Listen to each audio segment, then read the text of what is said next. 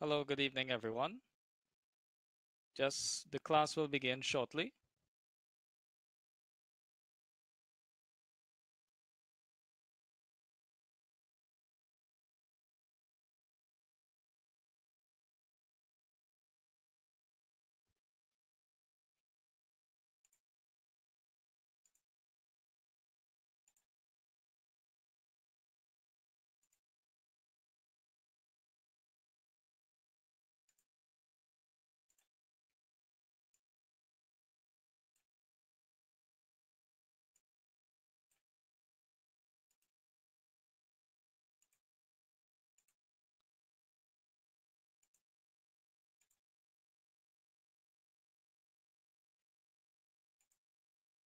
Okay, if you can see this class, you can see this on YouTube. Please indicate so on the in the comments, please.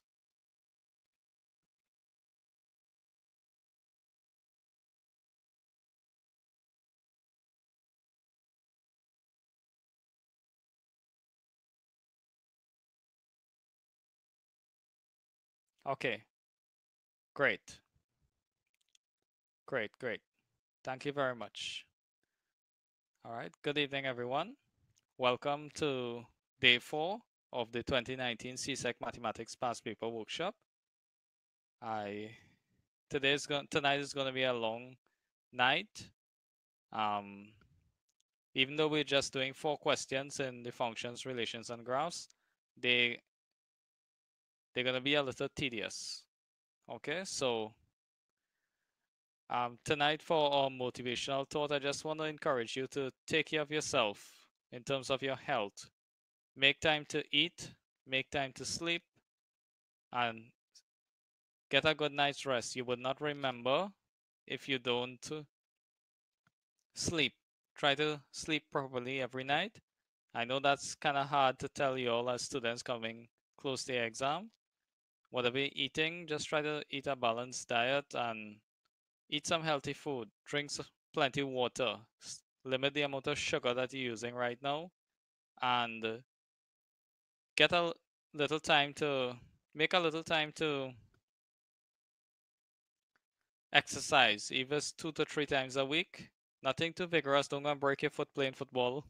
But if you're going sweat and stuff like that, that's fine. But try to keep it balanced, and not just for your physical health, but keep it mentally healthy as well. Okay, don't let anxiety get the better of you. um, if you believe in God, trust in God, talk to somebody responsible in your life if you're having problems, you can't cope and thing, and don't do anything stupid, and stay away from the energy drinks. A good night's sleep, some food, and exercise will help and go a long way. Okay, so let's begin. For those of you who are new, my name is Mr. Khan. Welcome to our class. We have some guidelines as to the chat.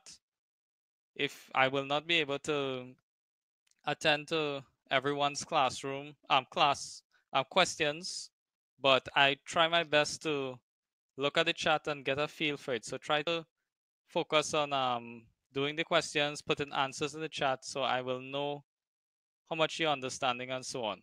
Okay, now you're supposed to revise and come to practice these questions. So I will not be teaching you from scratch, but I'll be helping you all to understand the questions. Okay, so let's begin.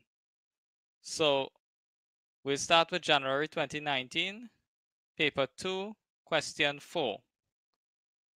Okay, part A, given the function h of x is equal to 2x plus 3 all over 5 minus x, determine part 1, the value of x for which the function is undefined for 1 mark. So go ahead and try this.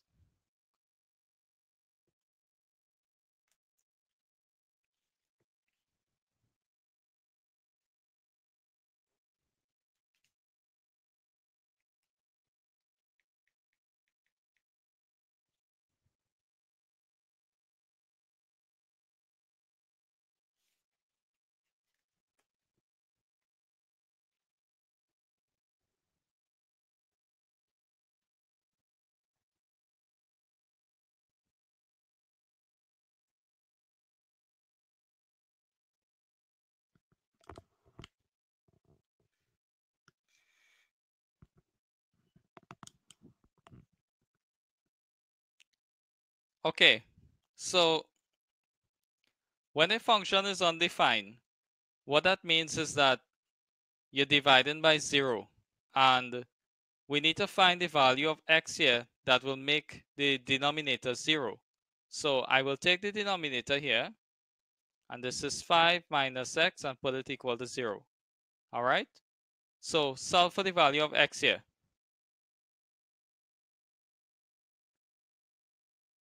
Kayla, don't worry. Okay? Young strikers, you're thinking too hard, brother. X is equal to 5 is the correct answer. All right? All you're doing is solving for x here. So we take the denominator and put it equal to 0 and solve for x. So this is 5 is equal to x, so x is equal to 5. Notice that when x is equal to 5, 5 minus 5 will be 0, and you can't divide anything by 0. Okay? So that is when this function will be undefined. Everybody understand that?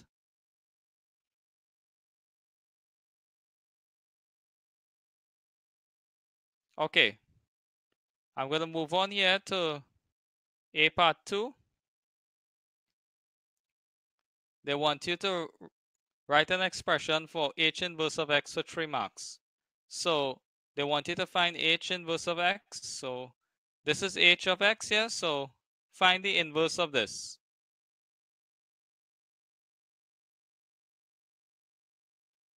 All right. Find h inverse of x. Yes, that's it, Kaelan. That's all it was.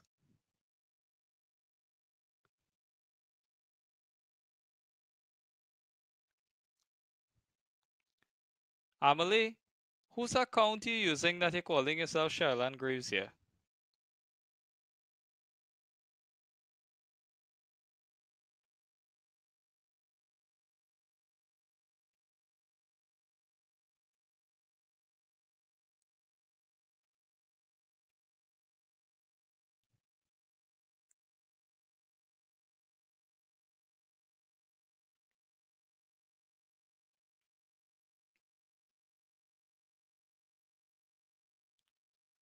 Okay.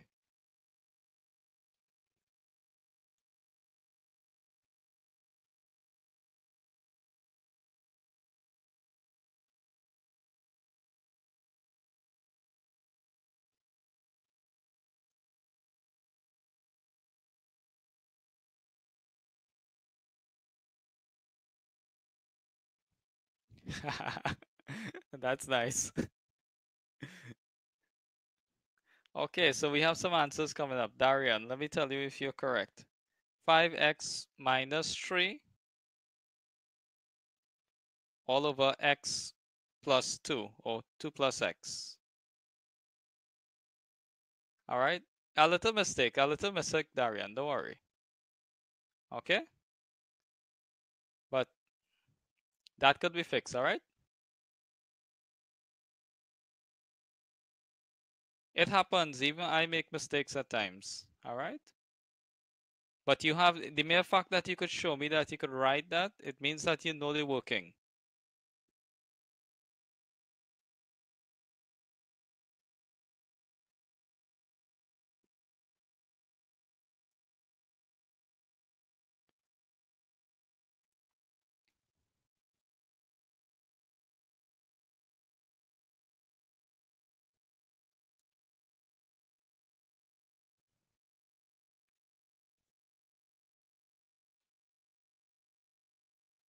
Okay, that's correct there.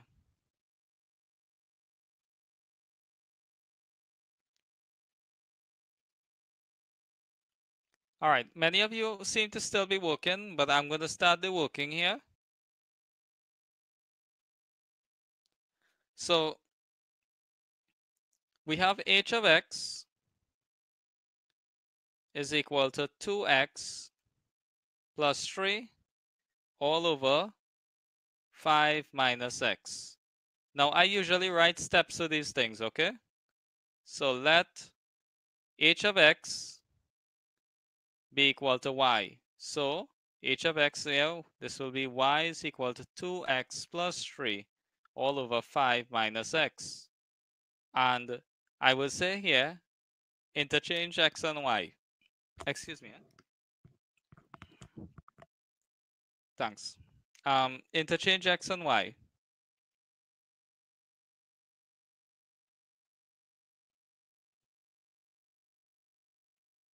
So wherever I see x, I'll place y. Wherever I see y, I'll place x. So this will be x is equal to 2y plus 3 all over 5 minus y. The next step is to make y the subject of the formula.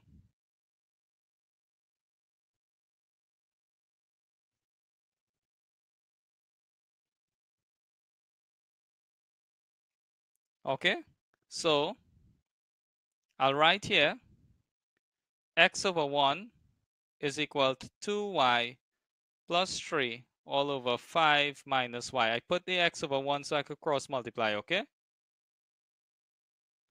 Tyrell, you'll get some marks if you even get up to interchanging, all right? But follow the steps.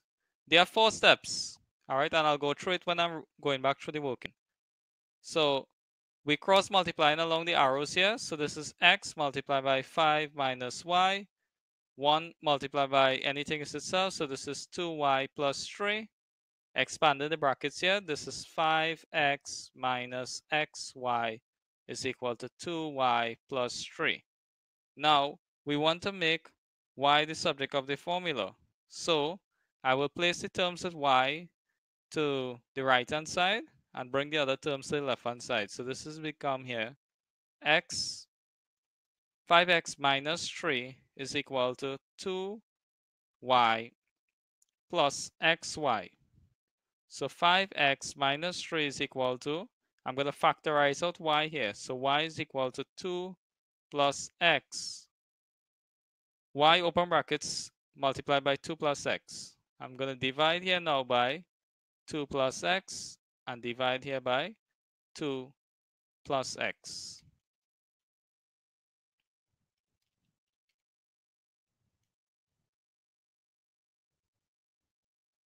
All right, this cancels here. So therefore, y here is equal to 5x minus 3 all over 2 plus x. So we could state the inverse now. All right. H inverse of x is equal to 5x minus 3 all over, and I just put in the x before the 2. Generally, we just write the variables before the numbers. Okay? Nothing else really. All right, so what I'm going to do, I'm going to go back through the working, make sure that everybody understand. Now, to find the inverse, there are 4 steps. You always follow the 4 steps. The first one, after you write the function, you say let h of x or f of x be equal to y. In this case is h of x. So, all right, so we make the substitution. Then the second step is to interchange x and y. So we made the, wherever we see x, we place y. Wherever we see y, we place x. And the third step is to make y the subject of the formula. So here I cross multiply and solve for y. And that's what I did down here. The last thing here you're doing is stating the inverse. After you solve for y here, you state the inverse. So you replace this y here with h inverse of x. Is that clear, everybody?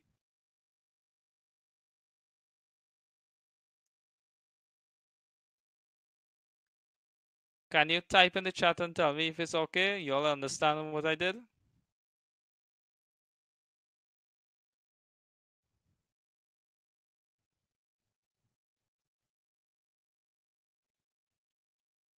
All right, good. Good. All right, that's the kind of yeses I need to see. No problem if you need more practice with it. Okay?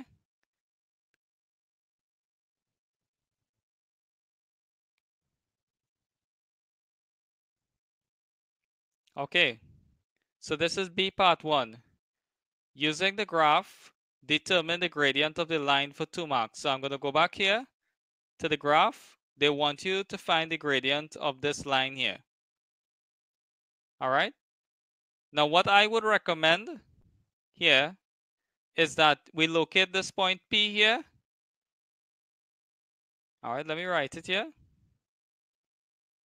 P here is 50.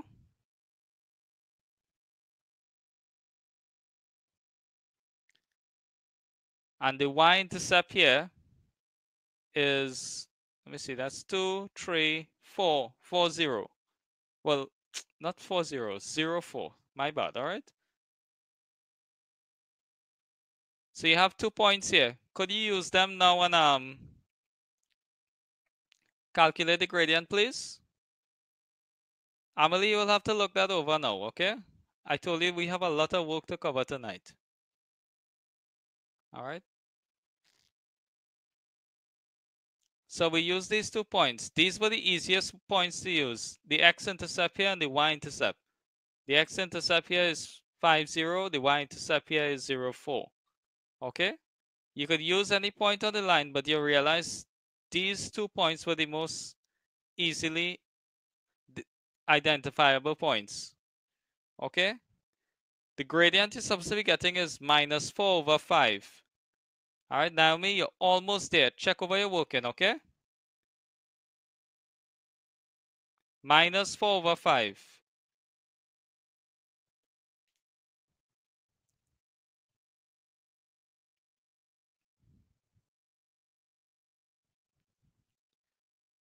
Okay, so I'm going to write here the formula. Gradient m is equal to y2 minus y1 all over x2 minus x1. And I'll just write here P is 50, and the other point is the y-intercept, which is 0, 4. And I'll call this here x1, y1, x2, y2. And I'll substitute these values into the formula here. So the gradient here is equal to 4 minus 0 all over 0 minus 5. So m here is equal to 4 minus 0 is 4, and 0 minus 5 here is minus 5. Everybody clear with that?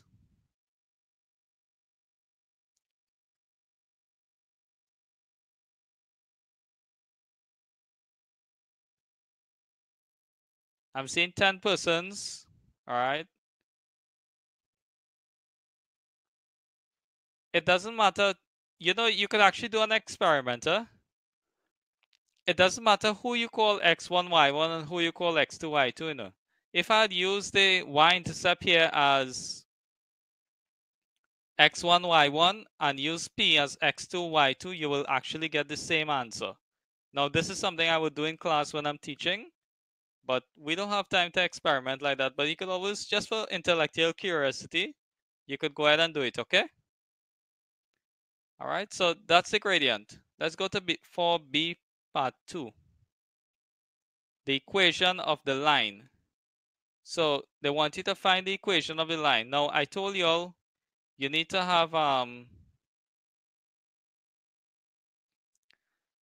God, you need to have these papers printed out, okay? So I'm not sure if to show you back the graph or probably leave you here. But find the equation of the line.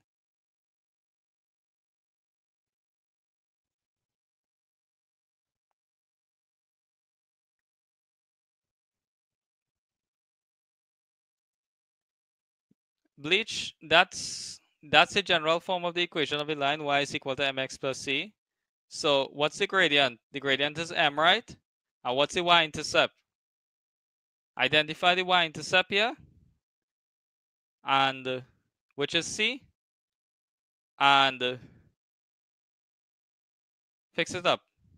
So Jovan, minus 4 over 5 plus c. What is c, Jovan?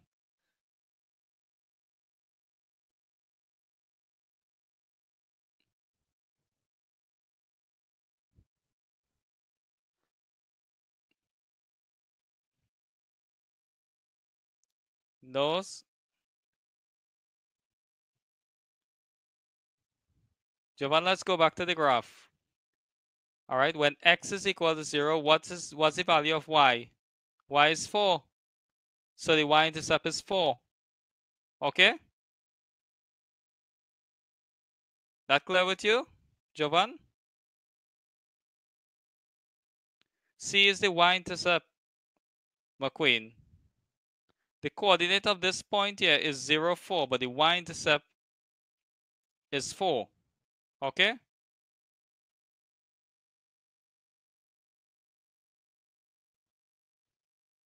Yes. Yes, Bleach. My dear sir or miss, your choice of the name Bleach is very interesting, okay? It's just difficult to address you as Bleach.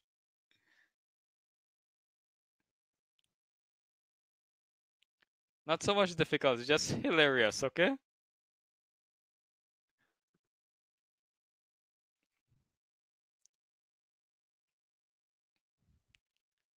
All right, that should be enough time here. So you start off here with y is equal to mx plus c. All right? We know here that our gradient is m here is 4 over minus 5. Well, this is the same here as minus 4 over 5, in that the signs are different, so the entire thing is minus 4 over 5. All right, so this is y is equal to minus 4 over 5. And from the graph here, the y-intercept, c, when x is 0, y is 4. So c here is 4. Okay? So what you have here, y is equal to minus 4 over 5 plus 4. Everybody got that? Or got something like that? What paper? This is January 2019, question 4.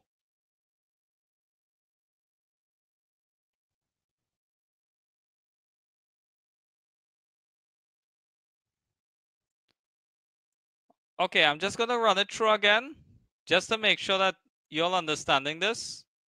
This is the general equation of a straight line. Y is equal to mx plus c. You need to learn this. The gradient here from part B1 is what we calculated here. M is equal to minus 4 over 5. And on the graph here, you need to identify the y-intercept. The y-intercept occurs when x is equal to 0, y is 4. So therefore c is equal to 4. So c is equal to 4 and the gradient is minus 4 over 5. Wait, I can't believe I didn't put the x here. Sorry, yeah?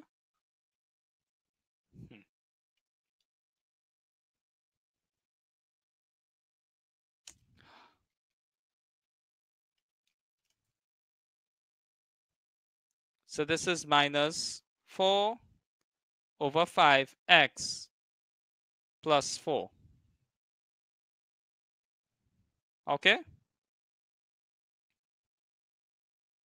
All right, so that's the answer. Let's move on to the last part. Part 3.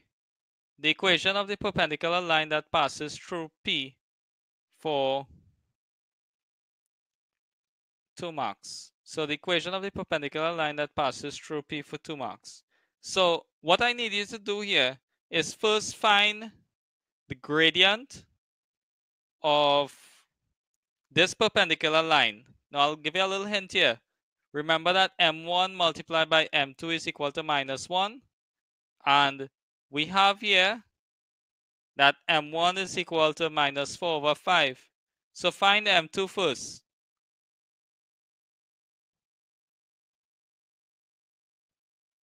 You mean m2? No, m2 will be 5 over 4.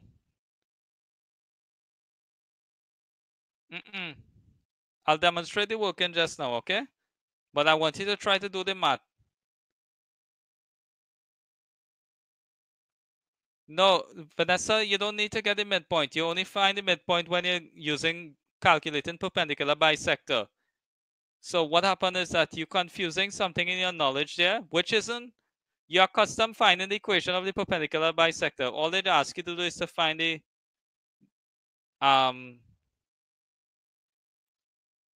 actually they said the equation that passes through P perpendicular. All right, so yes, you are correct in the sense that no, actually no. I'm just mixing up something here. You don't need to find the midpoint. All right. They said that you're passing through P. So you'll just use the coordinates of P here rather than find the midpoint, okay? To find perpendicular bisector. So P here is 5, 0. So you'll use 5, 0 because instead of because this is the only common point that is shared between this first line here and the perpendicular line that will be coming out. Let me just draw this here. So you'll have a perpendicular line here. P will be the only point that is shared there. When you're finding perpendicular bisector, you will have to find midpoint. So that's where that come back to your mind, okay?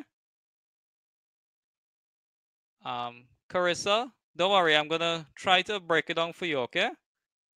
Just give the others a little time to work it out and I'll break it down for you.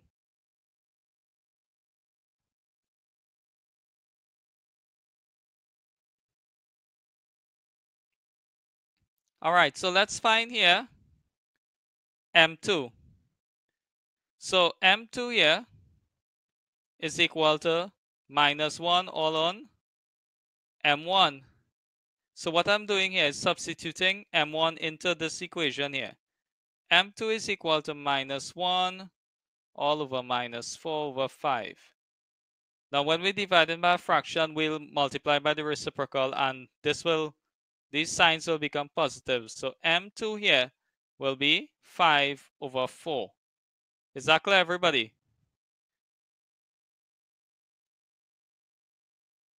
Is that clear, everybody? How we got M2 here? All right. Now we know here that P is 5, 0. All right. This is the only point. This is P here.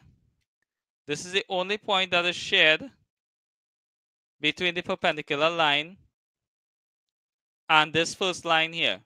So that's why we're using P.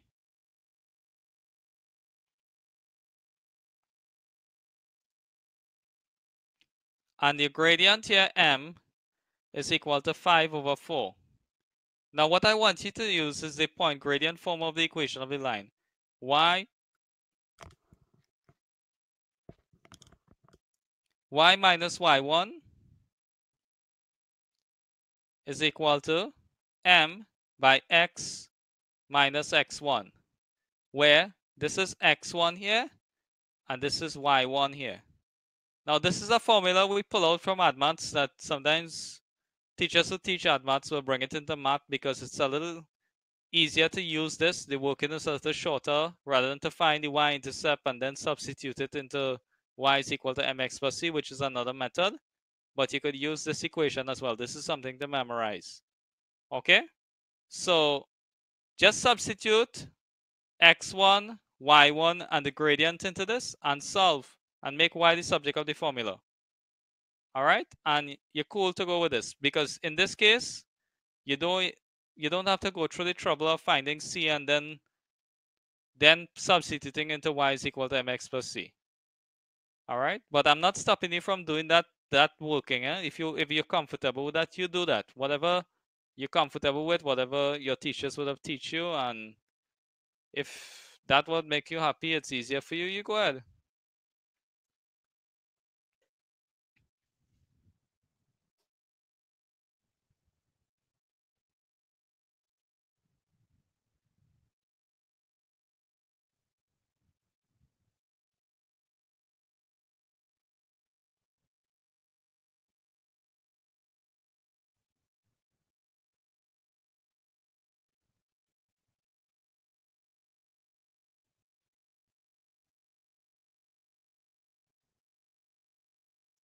There's no y2 there, no, Kalon. There's no y2. You have x1, y1 here. x1 is 5, y1 is 0. You have the gradient of the perpendicular line, which is 5 over 4. And you just substitute it into the formula here. The y and the x here will remain. And you just substitute in the other values and you just simplify.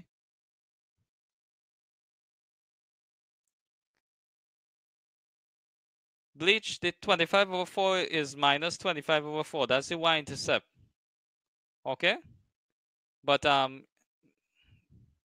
that's not the entire equation of the perpendicular line.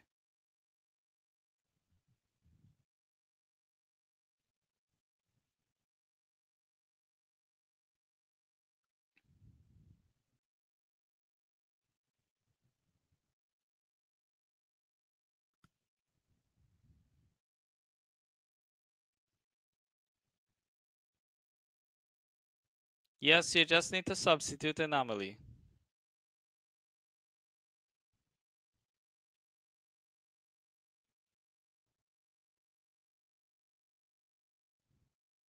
All right, so I'm going to start the working while those of you finish up. So this here is y minus y1. y1 here is 0, so y minus 0. M here is 5/4. This is x minus x1 here is 5. So this is minus 5. Y minus 0 is y. And this is equal to 5 by x here is 5/4x. All right, so 5/4 multiplied by x is 5/4x. 5 by 5 minus 5 here is minus 25. And the 4 is in the denominator. That's it. All right. That's it.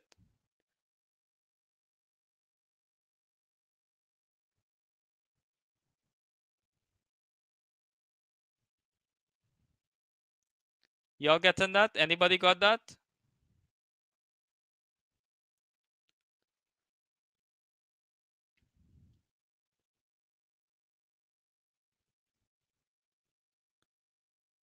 Carissa, I'm very happy to hear that you got that.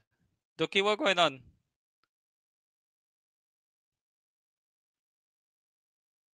All right, let me run it through again while those of you who are telling me if you get it or not.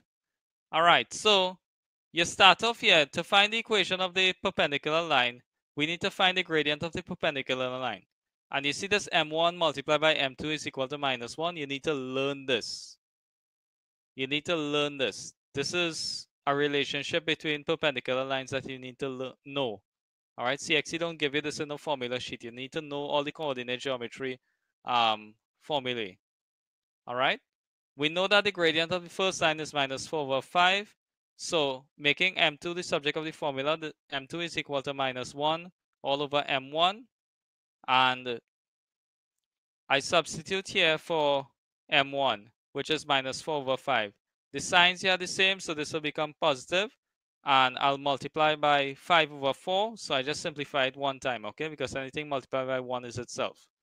Now, P here from the graph is the only common point. The perpendicular line passes through P. So it will be like that, okay? So that's the only common point. So that's why we have to use P. So I use the coordinates of P, 5, 0, and the new gradient, which is the gradient of the perpendicular line. I call the points here of the coordinates of P here, x1, y1, and I use the point gradient form of the equation of the line. Memorize this, please. This is really useful. And I'm going to substitute here for x1, y1, and the gradient and simplify. Everybody clear with that? All right, it looks so. Brian, you gotta look it over. I had to move on, eh? Sorry. All right, so this is the end of the first paper, first question for tonight. This was January 2019. Give yourself a round of applause or pat on your back or something. You achieved something. All right, let's go to May 2018. So, May 2018, paper 2, question 1. We just did 4B. We just did 4B part 3, Kalon. Okay, so part A. The function f with domain A is equal to 1, 2, 3. The function f with domain A is equal to 1, 2, 3 is given by f of x is equal to half x minus 3. Part 1. What is the value of f of 1 for 1 mark? So go ahead and work that out. That's really easy.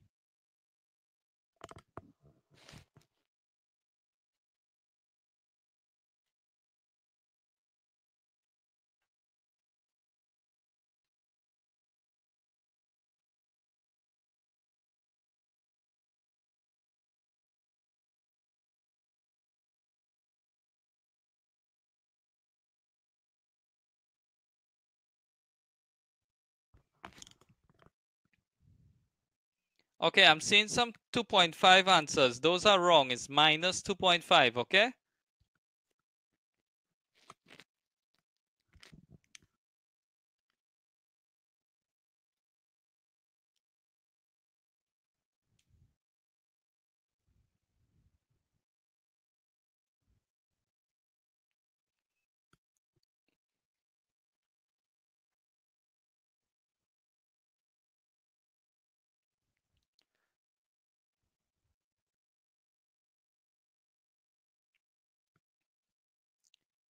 Okay.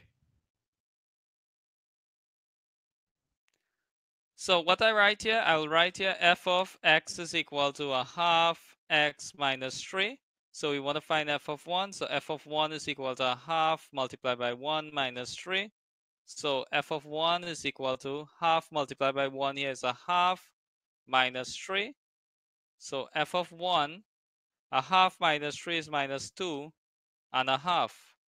Everybody clear with that? Tonight we're doing functions, relations, and graphs. Question 4, Kadim. Okay? Everybody clear with this working? Amanda, you're missing a minus sign, girl. It's minus 2.5. Okay? Alright, let's go on to part 2. Part 2, find the value of x for which f of x is equal to minus 2. So, just for those of you who still didn't print out the past papers, I'm going to write the value here of f of x for you. So, f of x is equal to a half x minus 3. So, work out that and find the value of x for which f of x is equal to minus 2.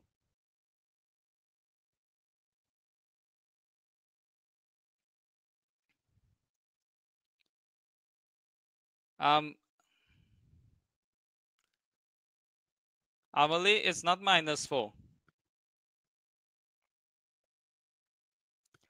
Teresa, there are 21 past paper examinations I put on Schoology for you all. How could you even be asking me such a question? Huh? All of them are there. Much more than what I put on YouTube here. Okay? Check the resources folder for the Form 5 mathematics course for all the classes.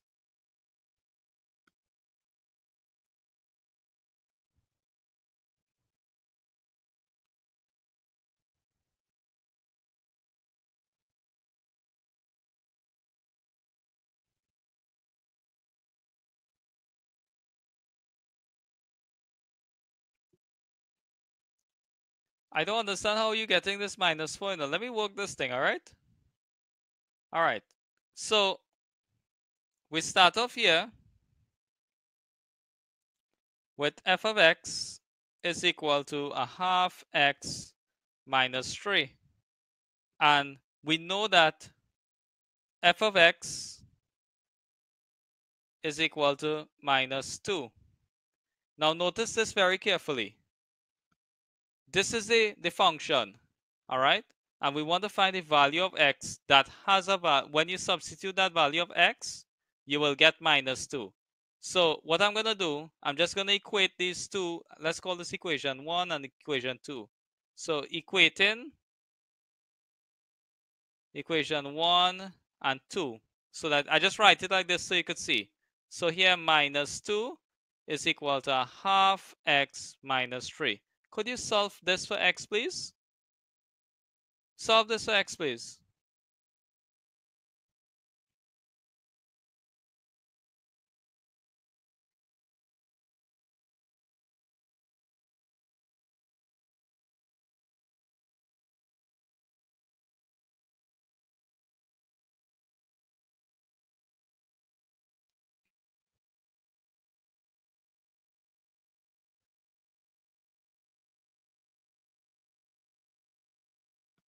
Right, that is correct, Jovan. 2 is correct. Kaylan, check over your working.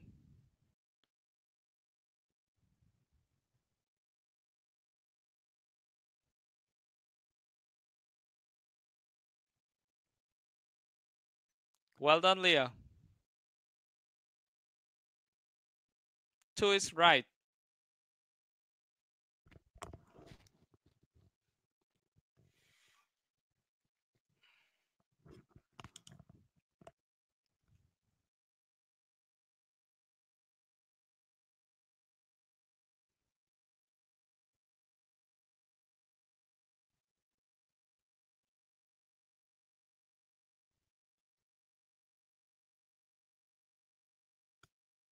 Okay, so let's finish up this. So I'm going to take this minus 3 across the equal sign. It's going to become positive 3. So this is 3 minus 2 is equal to a half x is the same as x divided by 2.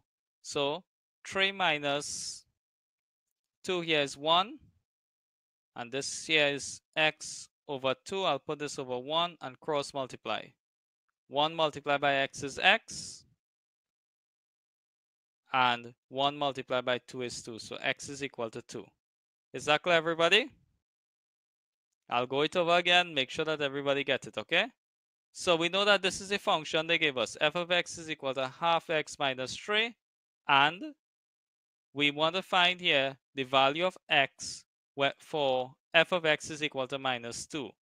So what this means is that we're trying to find this, the value, x will be some value that when we substitute it in the function, f, we will get minus 2. So I just wrote them as two equations and equate them and solve for x. I'm getting x is equal to 2. Everybody cool with that? Moving on. Part 3. An ordered pair for the function is expressed in the form AB using your answers to A part 1 and A part 2, or otherwise list the ordered pairs for the function f for 2 marks. Alright, now when we're talking about ordered pairs A, B, they mean just the x value and the y value that corresponds to it, okay?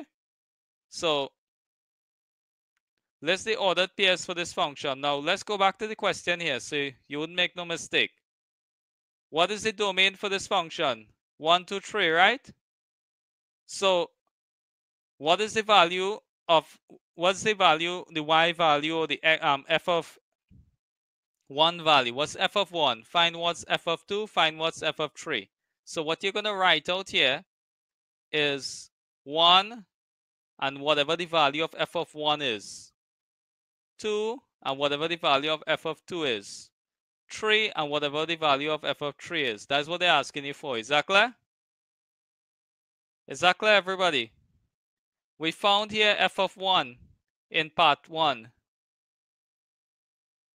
And we know that f of 2 here has a value of minus 2. So which means that you just have to work out f of 3 and write the ordered pairs, right? So I'm just going to go up here and leave it there for you to finish it, okay?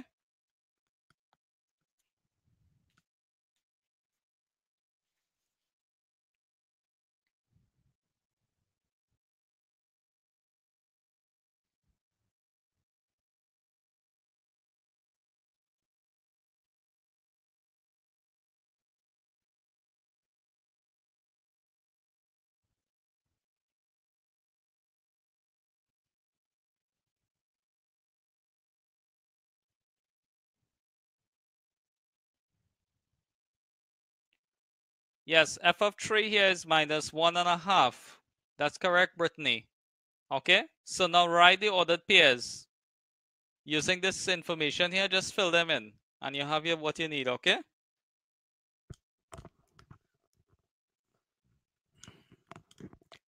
One minus 2.5, 2 minus 2, 3 minus minus 1.5. Daniel, you just made a little typo here, boy. You put 3 minus 2.5. It's supposed to be 3 minus 1.5, but I know that you meant that, okay? So you don't need to type it over. Well, all right.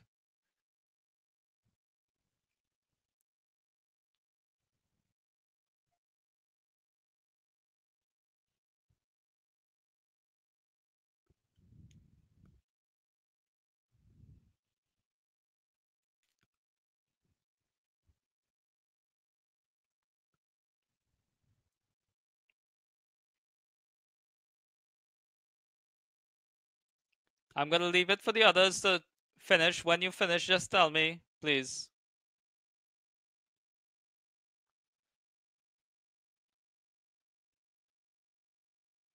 How do you write? Do you have to write it in decimal form? No, young strikers. It doesn't have to be in decimal form. They probably write it in decimal form because it's easier to type it out there. Okay? Whether it's in decimals or whether it's in fractions, it doesn't matter. Think about it. Half of a dollar is the same as 50 cents. Okay? Or 0.5 of a dollar. So it doesn't matter. Whatever works for you. The examiner will know what it means, okay?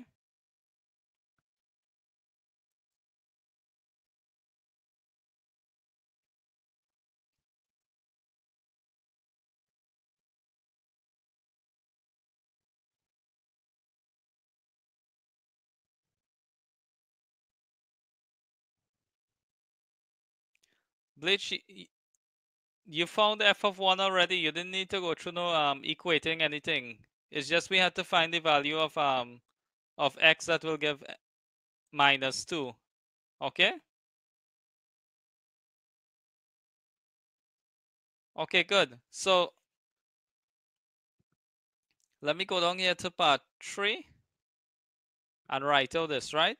So we know here that f of 1 is minus 2.5 and f of 2 is equal to minus 2.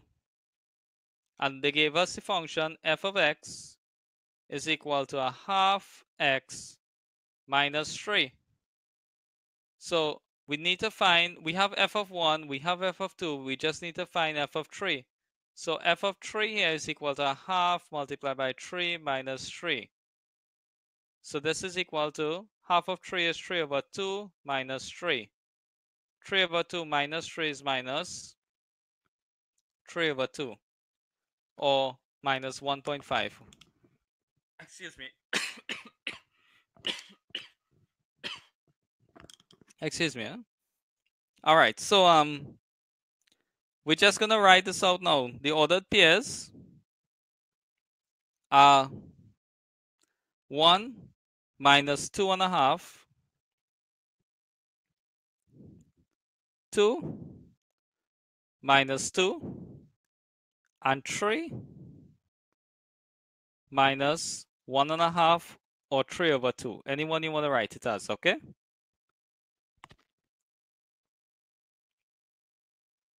All right, and that's it, nothing else. Part 4. Explain why f of x is not equal to 5 for the function f of x is equal to a half x minus 3 for 1 mark. I'll let you scratch your head a little bit for 1 mark and a minute here, and then I'll give you the answer, okay? In fact, I'll start to write the answer, but think about it.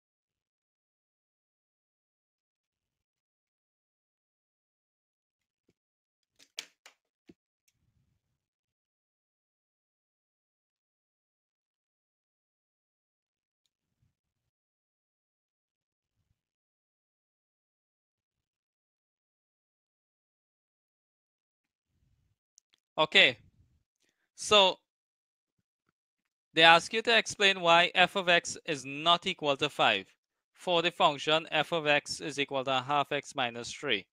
Now remember, that the question gave us a domain here, A.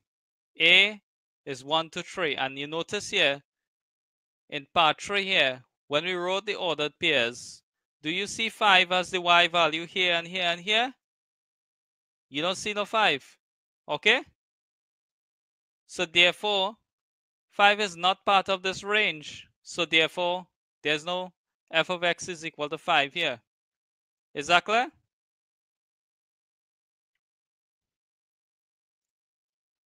All right, so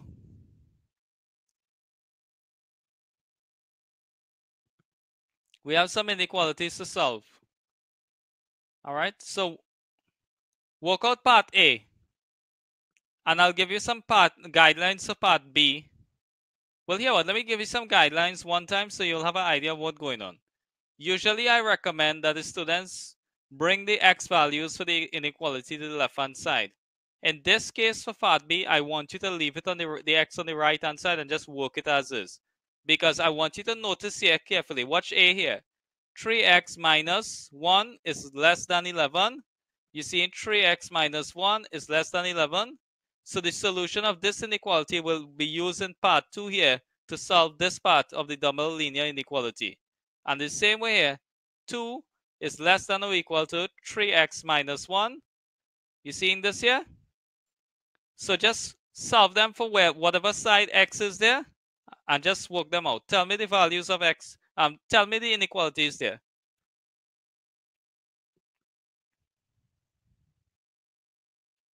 You're supposed to be getting x is less than 4 for the first one, and 1 is less than x, less than or equal to x for the second one.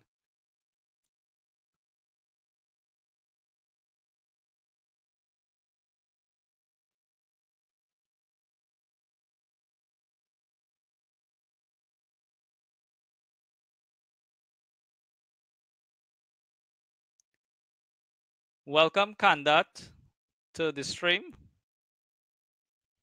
I don't know who are you though, I'm sorry.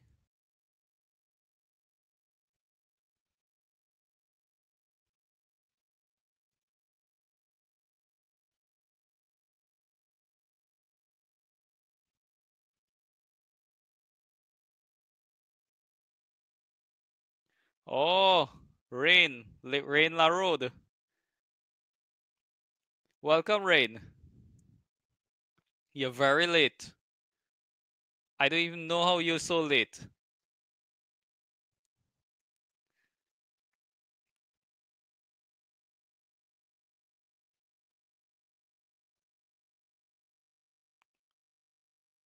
That has to do with latency issues with YouTube itself, okay?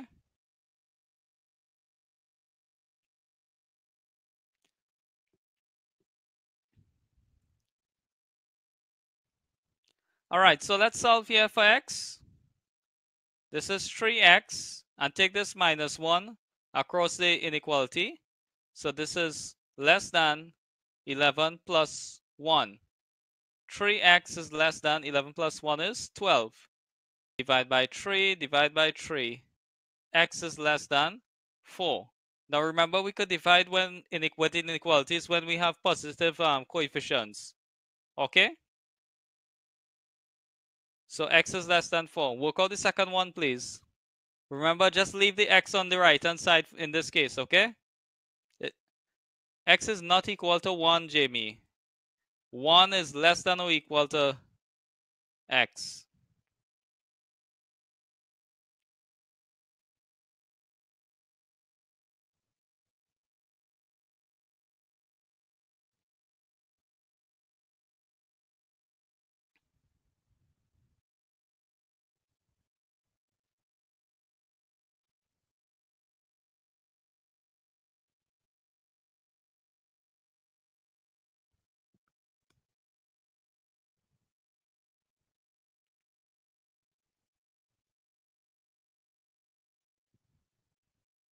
Okay, so let's start here. I'm going to take the minus 1 across. So this is going to become here 2 plus 1 is less than or equal to 3x. 2 plus 1 is 3 is less than or equal to 3x. Divide by 3, divide by 3. So here we have 1 is less than or equal to x. Everybody got that? All right, so what shall we do in this, all right? To find the solution, represent the solution to 2 is less than or equal to 3x minus 1 less than 11 on the number line shown below for 2 marks. So what I'm going to do, I'm going to write the solution here first. So notice here that 2 is less than or equal to 3x minus 1 is the same inequality here, right? So the solution to this is 1 is less than or equal to x. And notice here that 3x minus 1 is less than 11 is the same inequality here. So I will say that this is less than 4. Let me just write this a little better, okay?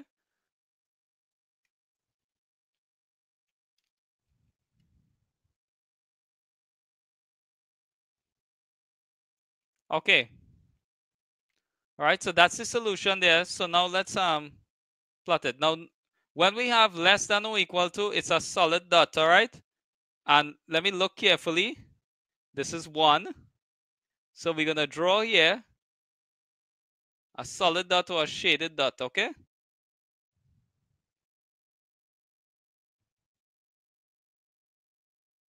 All right, and at 4 here, because x is less than 4, this will be unshaded. Just connect this with a straight line, and that's it. Okay, y'all, it's nice that you hail out each other and thing, but focus on the work, okay? Focus on the work. All right, so I'll just go run back through the solution and we finish with the second question. All right, so we have a linear inequality here. In this case, you have to read through this question and realize that the solution to A and B here in part 1 will be used to solve the part of the question in part 2 here. So when I will solve here for x, just like how I'll solve any regular inequality, same way here, but generally, while I recommend that you bring the x value to the left, I left it on the right hand side simply because I know that the solution was being used in this form here. So notice that this inequality here, 2 is less than or equal to 3x minus 1. It's the same inequality here, and that's the answer. 1 is less than or equal to x. So I put 1 is less than or equal to x. In the same way, 3x minus 1 is less than 11. It's the same inequality that we solve here, and we got an answer of x is less than 4. So I write here x is less than 4. Okay?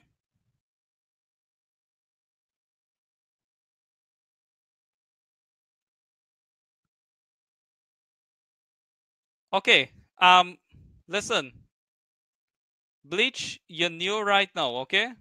Once you start to go down the road with that kind of talk, people just get banned, eh? So just keep it to the mat, please. Okay? Please, don't start this evening. Don't kill the vibes, alright?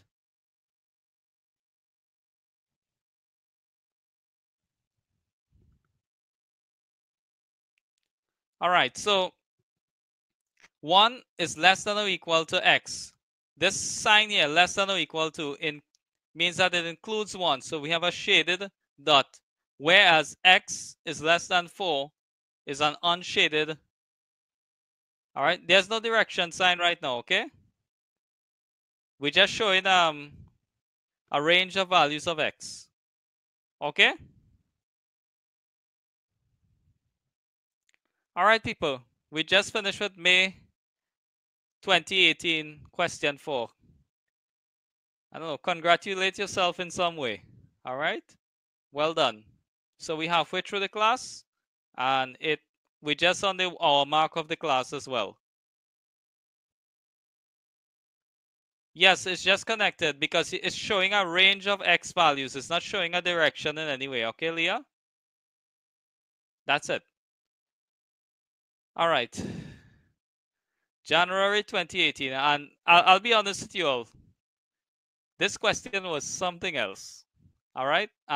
Tyrell Briggs, if you are wrong, I want you to pay attention to this class. Just put something in the chat and let me know if you're here now. Tyrell Briggs.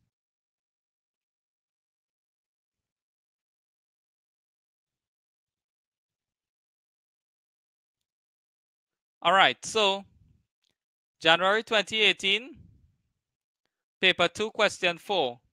The equation of a straight line L is given as 3x minus 4y is equal to 5. Part 1, write the equation of the line L in the form y is equal to mx plus c for 2 marks. So basically take this equation here and make y the subject of the formula, okay?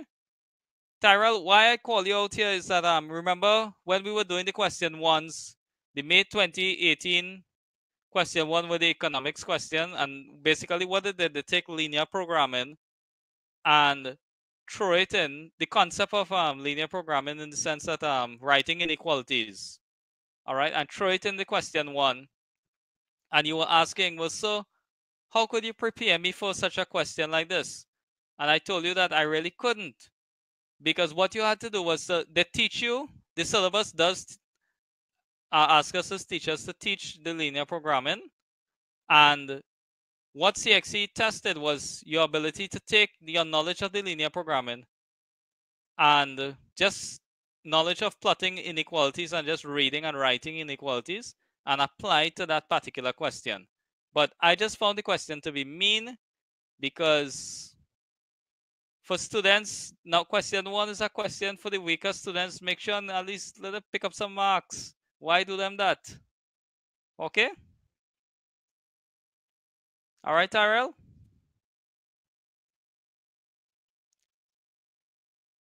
All right. So we're going to take this. 3x minus 4y is equal to 5. And we're going to make y the subject of the formula. So I'm going to take here y minus 4y across the equal sign and bring this 5 to the left. So this is 3x minus 5 is equal to 4y. Divide by 4. Divide by 4. Y here is equal to 3x minus 5 all over 4. Now because the denominator is the same, this is the same as saying y is equal to 3 over 4 x minus 5 over 4. All right, and we have written this equation in the form y is equal to mx plus c. Is that clear, class? Duque, that wrong. All right, do what I just did, okay?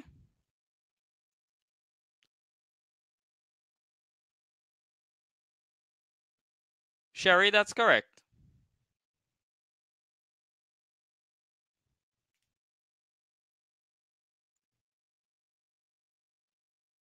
Ajay, what exactly you didn't understand? All right, so I'll just run it through again and we'll move on, okay? So we have 3x minus 4y is equal to 5, and they ask you to write the equation of the line here. Excuse me.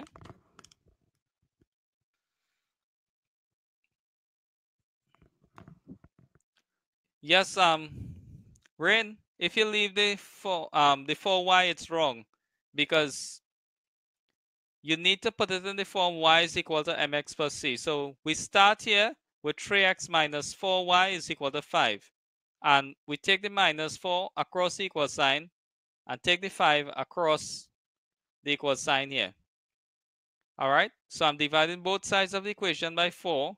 So I have y is equal to 3x minus 5 all over 4. Now I'm dividing here by 4. The 4 is common. All right, they have the same denominators. So this is 3 over 4x minus 5 over 4.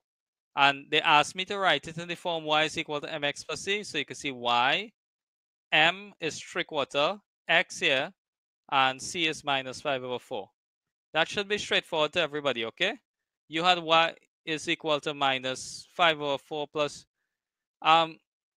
Janelle, that's just semantics. I wouldn't give it to you wrong, but just put it in this order, okay? All right, this is the order they wanted it in, but that isn't wrong in any way. Remember, addition is commutative, so the order in which you write addition doesn't matter, but just write it in the form they really want, okay? Y'all, I don't know what that sound is.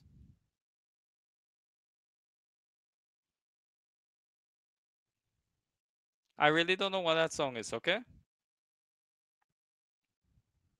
Maybe it's traffic in the background. I live in a high traffic area. So let's just stay focused. Part 2. Hence determine the gradient of the line L. Find the gradient here. Now people don't go to y2 minus y1 all on x2 minus x1. Eh? Just somewhere. A part 1. Find the gradient here. Look, I even write it here. I'm pointing it right now.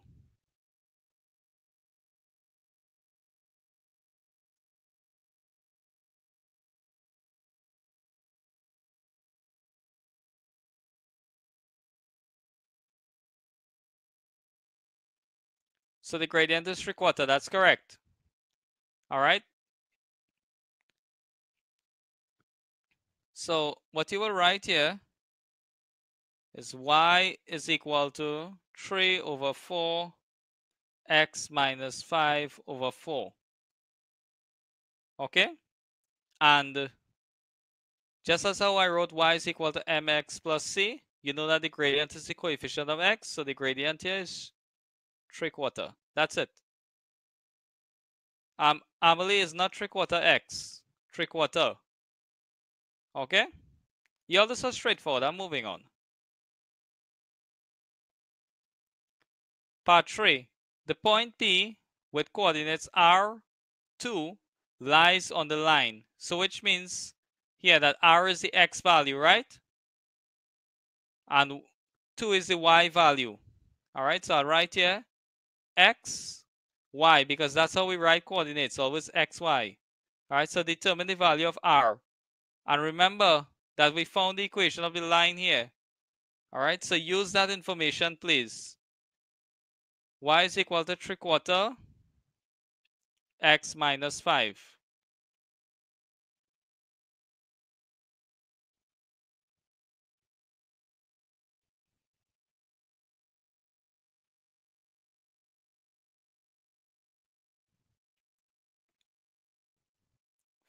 Five over 4, sorry. 3/4 x minus 5 over 4.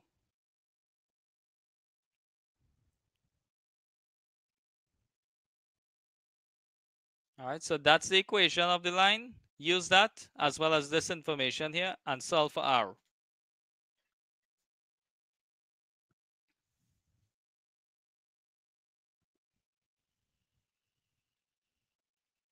R is 4 1/3, that's correct. 13 over 3 is correct as well.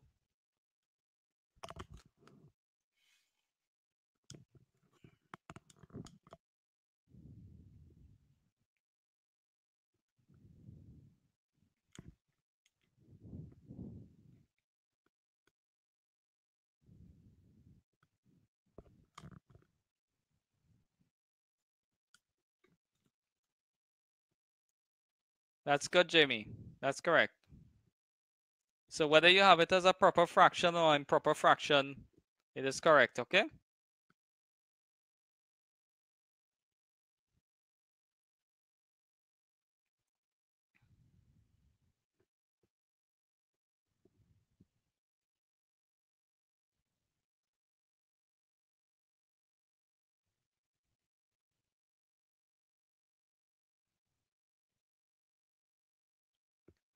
Okay, I'll start young strikers. R here is x, right? Because we always write coordinates as x, y. So R is x and y is 2. So I'll substitute for y here 2, and we have here 3/4 x minus 5 over 4. So x here is R. All right, and so it'll be 3/4 R minus 5 over 4. Now, notice that the denominators are the same. So what I'm going to do, I'm just going to place this over, this whole thing over 4. So this is 2 is equal to 3R minus 5 all over 4. Are you clear how I move from this step to this step? They have the same denominators, okay? So I just put them over 4. I'll put this over 1 and I'll cross multiply.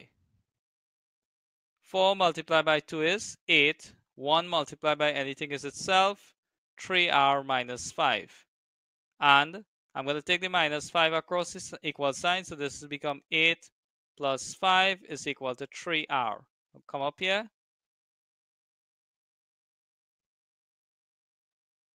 So 8 plus 5 is equal to 3r. 8 plus 5 is 13 is equal to 3r. Divide by 3, divide by 3. R here is equal to 4 and a third, or 13 over 3. Any one you want, okay? So that's it there. Part 4. Find the equation of the straight line passing through the point 6, 0, which is perpendicular to L. Okay, so find the equation of the line passing through the point 6, 0, which is perpendicular to L. So what I would recommend, we did a question just like this, all right? Remember with P, and we had to use the point gradient form of the equation. Start with the gradient here of L. What's the gradient of L, class?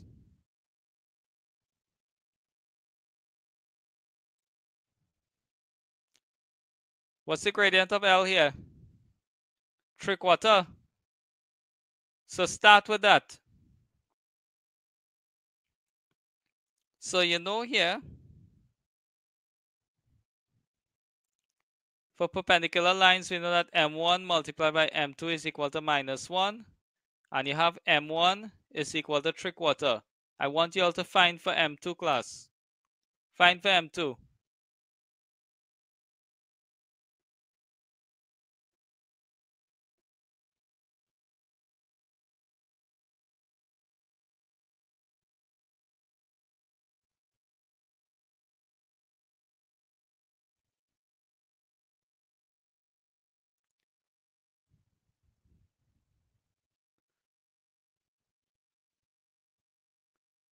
Thank you, Long Monster. That's better.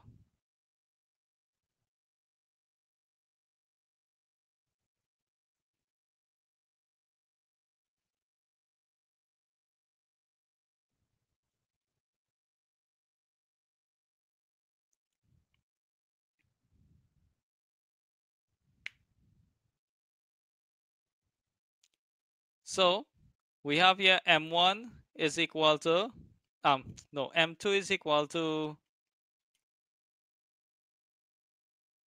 M2 is equal to -1 all over M1. Substituting M1 here, M2 is equal to -1 all over 3/4. So therefore M2 is equal to -4 over 3. Is that clear, class? So that's M2. That's good. Those of you who got it. So what I want you to use here is this point, 6, 0. 6, 0 is the point. And that is x1, y1.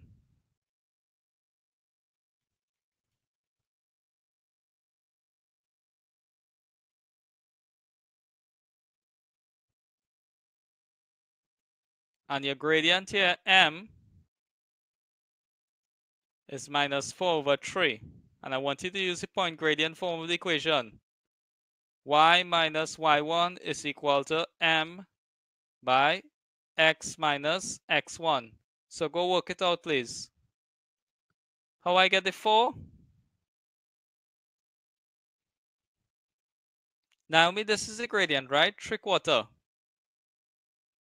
So if I am dividing here, m1, this is the same as -1 multiplied by, if I'm dividing by 3/4, I'll multiply by 4 over 3. Okay? You seeing that? -1 multiplied by 4 over 3 is -4 over 3.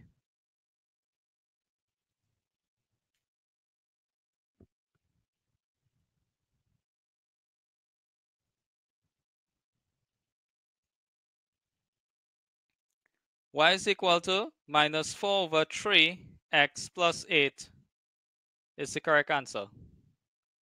Yes, just flip it. or inverted, whatever you want to call it, okay? Yes, the -1 rule thing.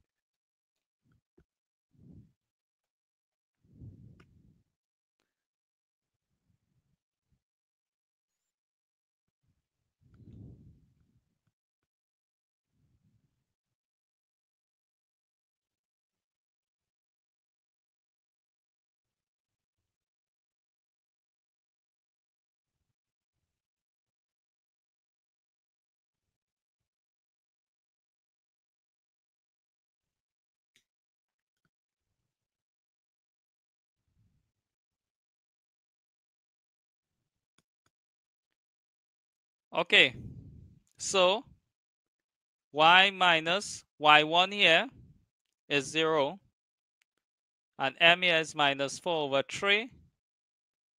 X here is 6 minus, oh god, x is x. This is x minus 6. All right? Y minus 0 is y, and this is minus 4x all over 3. Minus and a minus is a plus.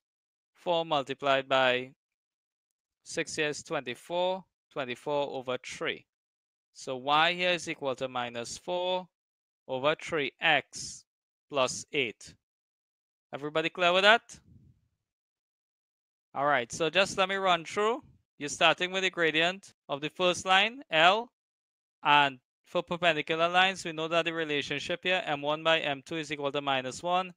Please learn this. Please learn this. You need to know this. Make m2 the subject of the formula, which is -1 over m1.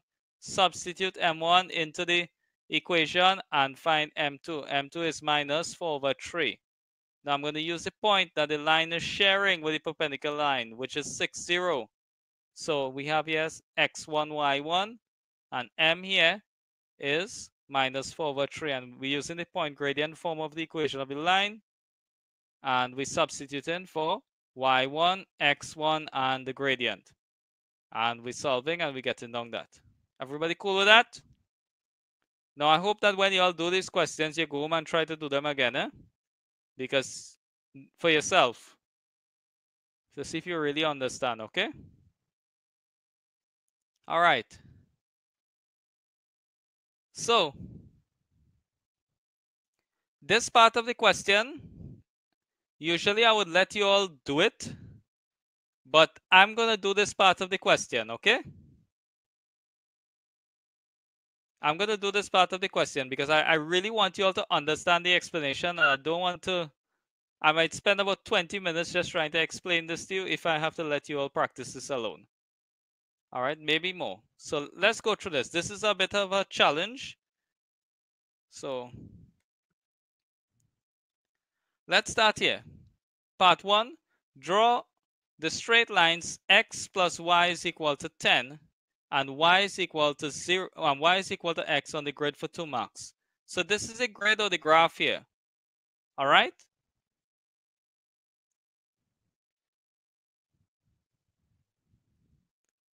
So let's start with y is equal to x. Y is equal to x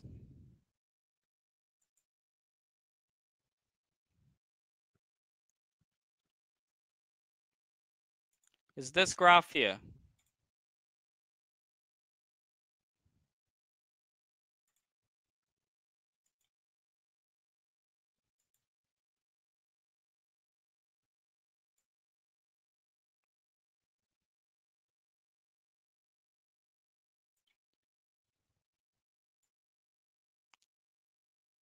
It has no start and no end.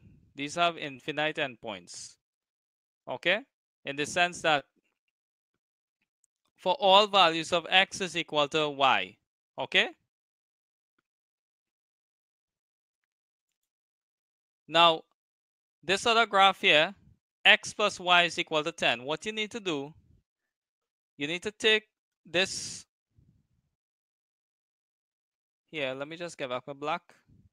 So we have here x plus y is equal to 10. So I need to make y the subject of the formula. So here, y is equal to minus x plus 10. All right, now this is a regular straight line equation. Now you need 3 points to plot a straight line. You can't use 2 points. All right, so what I'm going to do, I'm going to choose 3 points on the domain. I'm going to have to come up with my own domain. Didn't notice that I didn't give you a domain. And for these linear programming questions, they generally like to not give you a domain. All right. So now you have to come up with your own domain and do your work in. And this is how the textbook has it. Okay. So I'll choose some x values here and I'll do a table of values, a nice quick little table of values. So we'll use x is 0, x is 5, and x is 10. And notice that I chose those values because of what I could see on the graph. Easy points that I could plot. I didn't just randomly just choose values, okay? I choose something that I could plot with.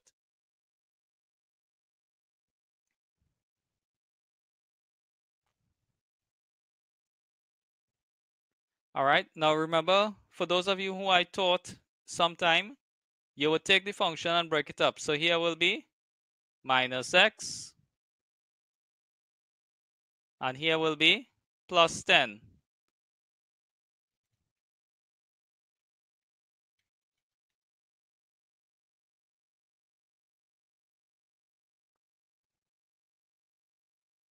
All right, and now we just need to work out the y values. All right, so minus 0 is 0, minus 5, minus 10. And all this is plus 10, plus 10, plus 10. So 0 plus 10 here is 10. 10 minus 5 is 5. 10 minus 10 is 0. So we're going to plot these values. When x is 0, y is 10. When x is 0, y is 10. So this value point here. And when x here is 5, y is 5. So we're looking at this point here.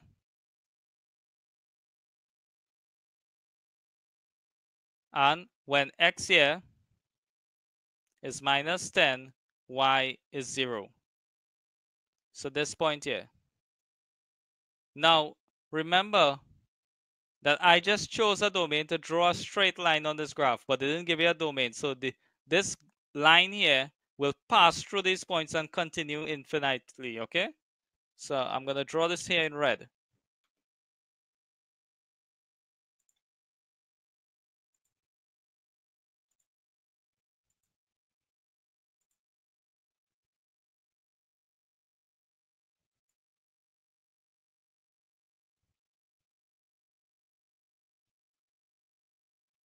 All right, so I set up my points here, and then I'll just extend this, okay? So it passes through these points, these 3 points. Okay, and for those of you doing labs, you all know why I chose 3 points, right? You're not allowed, especially in physics, you're not allowed to draw a best fit line without the 3 points, or a straight line. Well, I should say a straight line without the 3 points, okay? So I chose 3 points. I didn't try to just work with the 2 points. All right. So that's the first part here. All right. Now part 2. On the same grid, shade the region which satisfies the 4 inequalities. X is greater than or equal to 0. Now, let me just do a little quick revision here so you will know what I'm talking about, okay?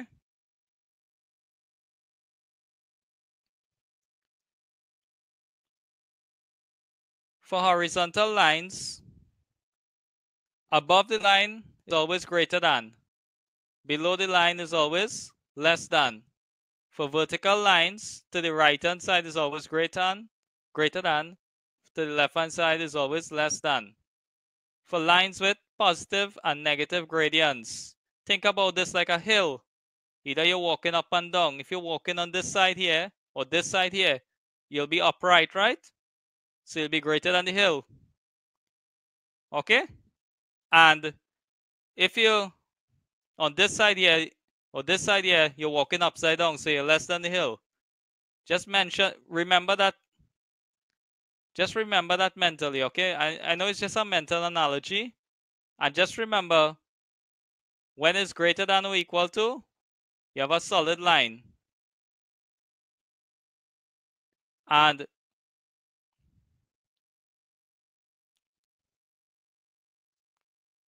all right, once it's greater than or less than or equal to, you have a solid line.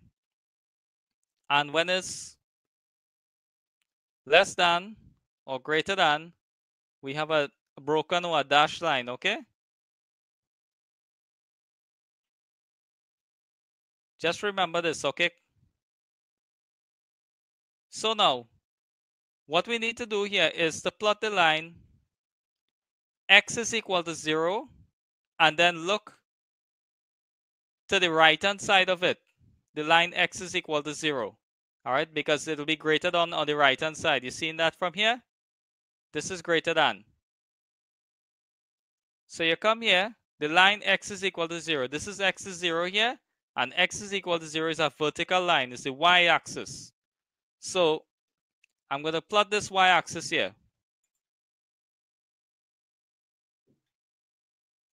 Let me get that green here.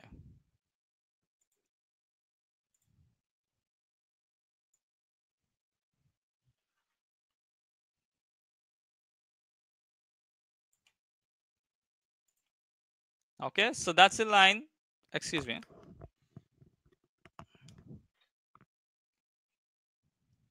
Okay, so this is the line here. X is equal to 0. Now, let me just label these things. All right, I'll deal with that after.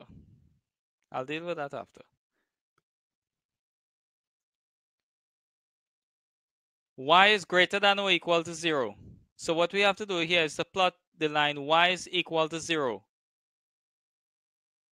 Now y is equal to 0. This is y is equal to 0. It's a horizontal line. And if y is greater than or equal to 0, we're dealing with something on top here, right? For it to be greater than.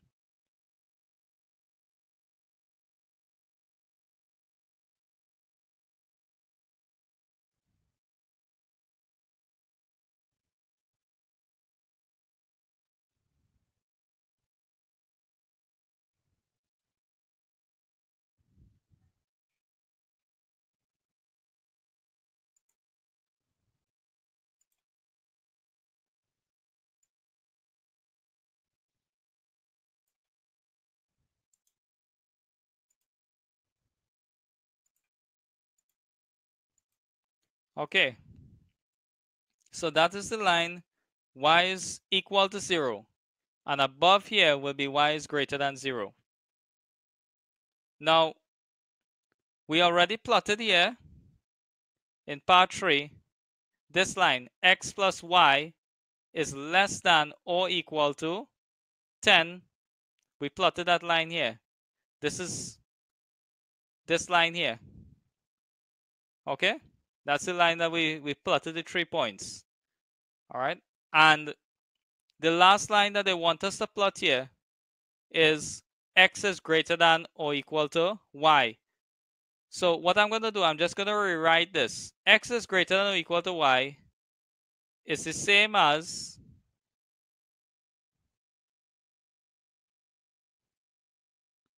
y is less than or equal to x. Now we plotted the line here, y is equal to x. You'll see in the blue line here? The blue line here is y is equal to x. All right, so if y here now,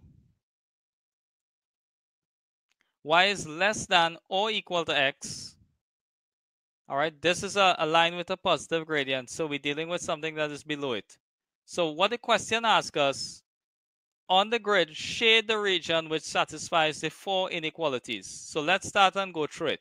I have plotted the 4 graphs, and now let's reason out. Use the information that I have here and work it out. What does XD mean? I don't know what is XD. Maybe something else I wrote. Oh, that's something Lorez wrote. Sorry. All right. So let's look at the first line. Y is greater than or equal to 0. So y is equal to 0. No, x is equal to 0. Sorry. This is x is equal to 0. This first one here. X is greater than or equal to 0. So x is equal to 0 is here. All right. And this is a vertical line. So x is greater than or equal to 0 is this region here to the right hand side, because we know that to the right hand side is greater than.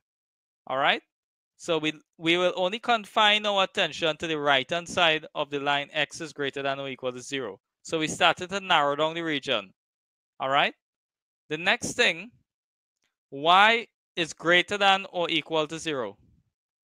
Y is greater than or equal to 0. So we look for the line y is equal to 0, and then we look greater than or equal to 0.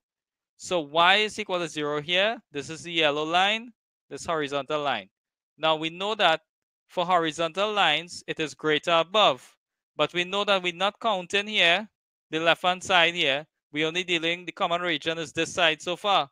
So if it's greater than or equal to 0, then we're dealing with the first quadrant here. Okay, so this so far between x is greater than 0 and y is greater than 0, this first quadrant is the common region. So we started to narrow down where they're talking about.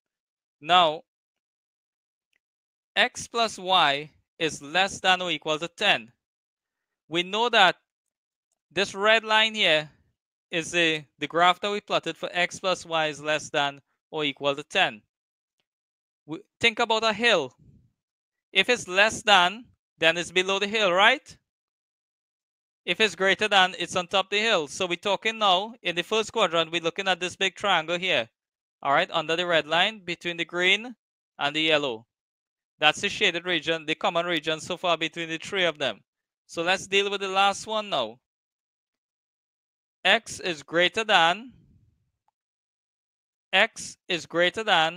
or equal to y. And this is the same as y is less than or equal to x. We know that y is equal to x is this blue line here. So y is less than or equal to x this is a line with a positive gradient. Greater than is above it, and less than is below it. This is greater than, this is less than. They want y here is less than or equal to x. So therefore, the common region is this region here that I'm shading. Okay? Now, y'all, this took a while to explain. To be honest with you, look it over. All right? Look it over and try it out for yourself. Do it out on paper. But I'm moving on. All right, that's the end of 3 questions. Let's do the last one.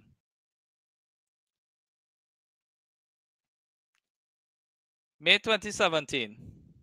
Something a little more straightforward now. The function f is defined as f of x is equal to a third x minus 2. Part 1. Find the value of f of 3 plus f of minus 3 for 2 marks. So go ahead and do this. This is straightforward.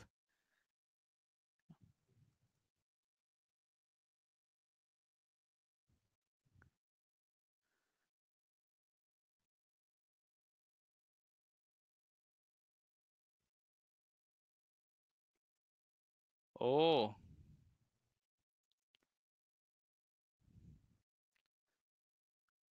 Then it has to be something. Everybody's seeing a blurry screen? Could you just tell me if everybody's seen a blurry screen?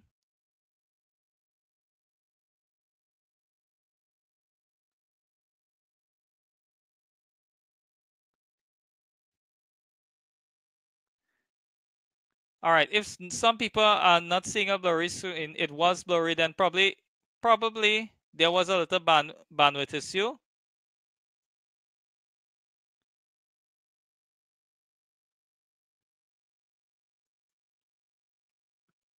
All right, maybe on my end, maybe on yours. Not sure.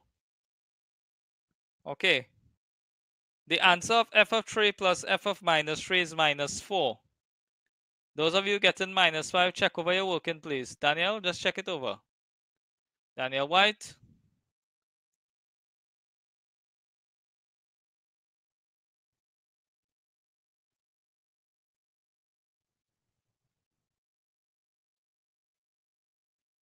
-4 is correct.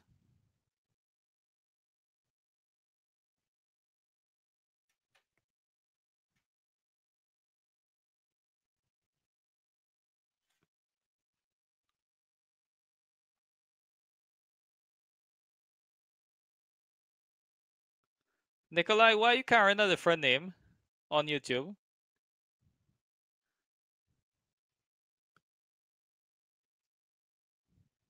Well, obviously, your working will be in your head always.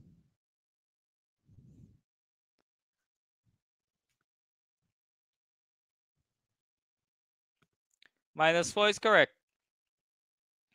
All right, so let me show the working for it.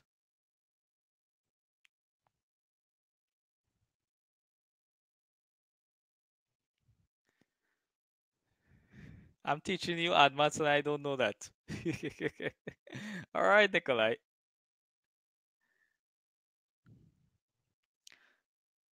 So, f of x is equal to a third x minus 2. So we want to find here f of 3. So f of 3, write this 3 a little better here. Look a little awkward. Almost. This is a third multiplied by 3 minus 2. 1/3 of 3 is 1. So f of 3 here is equal to 1 minus 2. F of 3 is equal to -1. All right. Now let's find here f of -3. So we start with the function f of x is equal to a third x minus 2. So f of -3 is equal to a third -3 minus 2. So f of -3, 1/3 of -3 here is -1. And -1 minus 2 here is -3. So therefore, f of 3 plus f of -3 is equal to -1 plus -3, which is the same as -1 minus 3, which is -4. Is that clear, everybody? I'm seeing plenty -4s.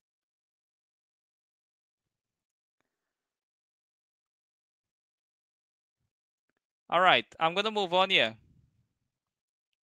Part 2. Calculate the value of x for which f of x is equal to 5 for 2 marks. So they want to find the value of x for which f of x is equal to 5. We have f of x is equal to a third x minus 2. So I'll write that here. F of x is equal to 1/3 x minus 2. So go ahead and work this out, please.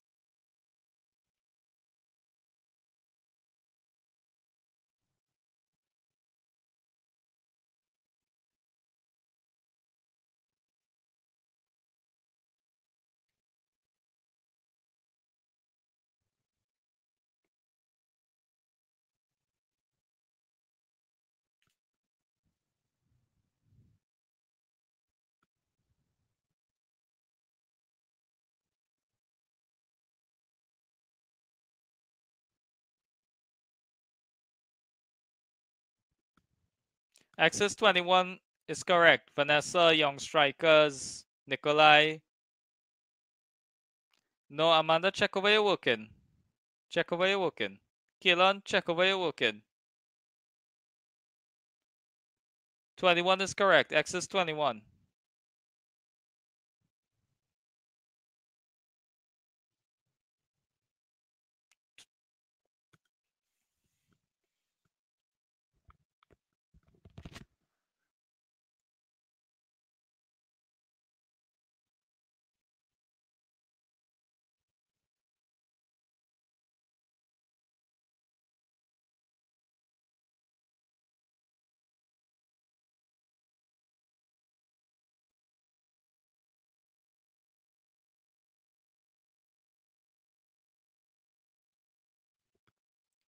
Okay, so I'm going to go ahead and work this out. When f of x is equal to 5, all right, seeing f of x here, so therefore 5 here is equal to a third x minus 2. And we could solve for x. So I'll take here minus 2 across. So this is 5 plus 2 is equal to 1/3 x is the same as x over 3.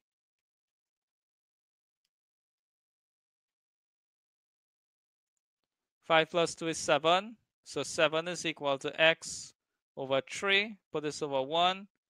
Cross multiply. 1 multiplied by x is x. 7 multiplied by 3 is 21. Everybody clear with that?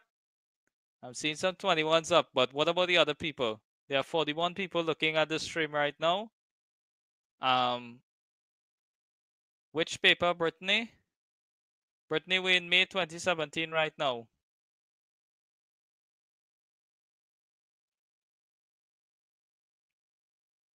May 2017, number 4.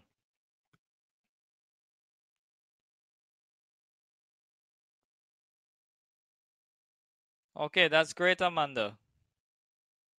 Tyrell, great. All right, so I'm going to move on here. Determine the inverse of the function. All right, so this is f of x, find f inverse of x. Use the 4 steps I gave you. Let f of x be equal to y, interchange x and y, make y the subject of the formula, and state the inverse. So go ahead. After this, we finish with 4a. Just do 4b and that's the end of the class.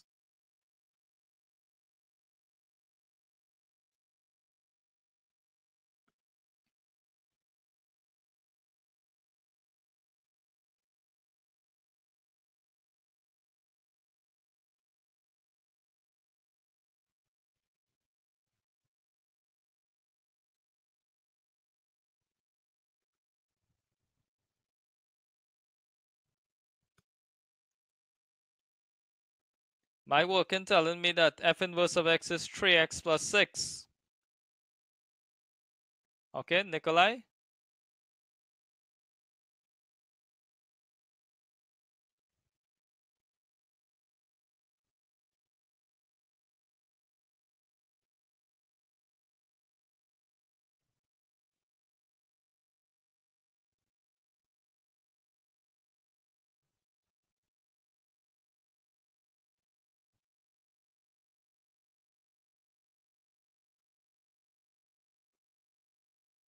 I'll show you how so just now, Adrian.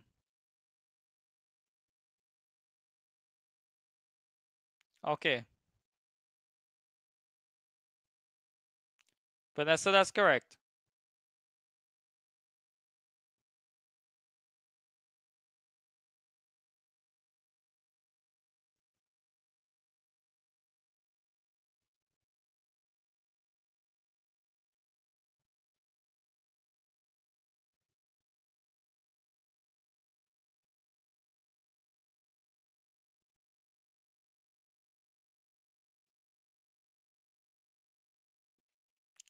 Jamie, that's not the full answer.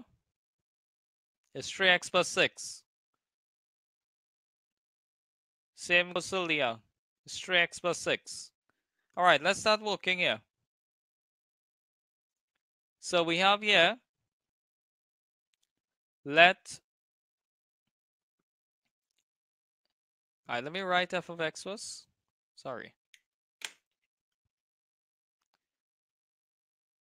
F of x is equal to a third x minus 2. So we say let f of x be equal to y. Y is equal to a third x minus 2. Then I will interchange x and y. So wherever I see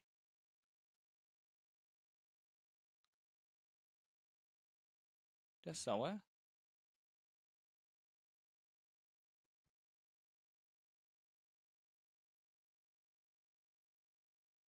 Just somewhere, class?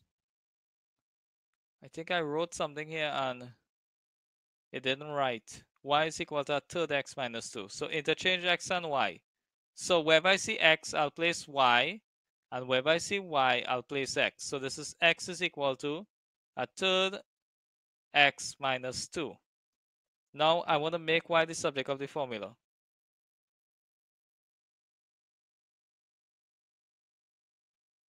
So I'm going to write here, I'm making a mistake here. Jesus. We interchanging x and y. So x, y. Make y the subject now. So this is x plus 2 is equal to a third y.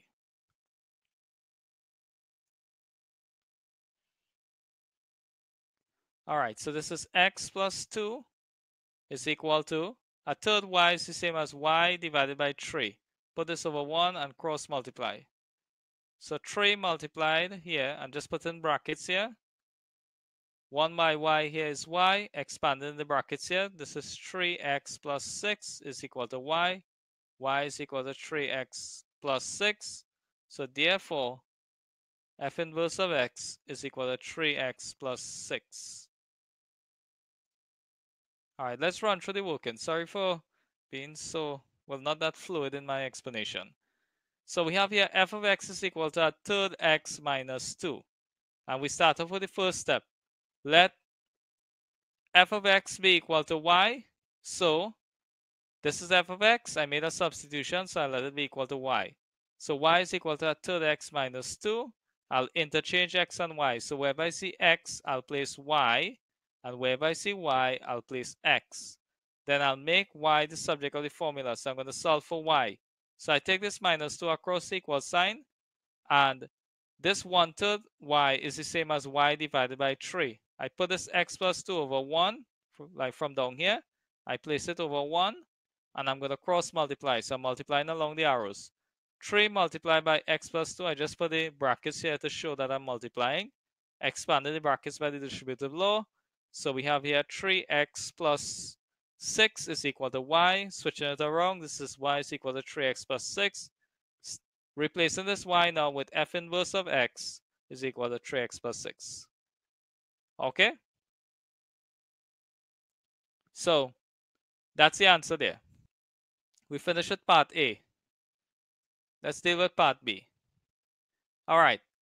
The graph below shows two straight lines, line 1 and line 2. Line 1 intercepts the y-axis at 0, 1, and line 2 intercepts the x and y-axis at 12, 0 and 6, 0, respectively. Calculate the gradients of line 1 and line 2. Okay, so I have to show you the graph here, and I may have to help you all to set up this problem. This is the graph here, simply because how many of you all type out your print out those papers? I have a feeling that many of you didn't print out these papers. Okay, this is why I really need you all to print out these papers. So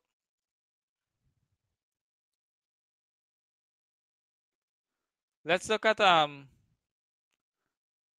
they want you to find the gradients of the two lines. So let's look at the lines here. Line 1. We have a point here, the y-intercept.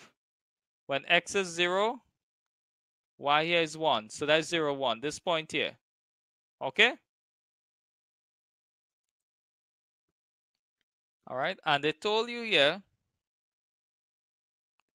we need to find the gradient. So what we need to do is to use another point. So I'll use this other point here.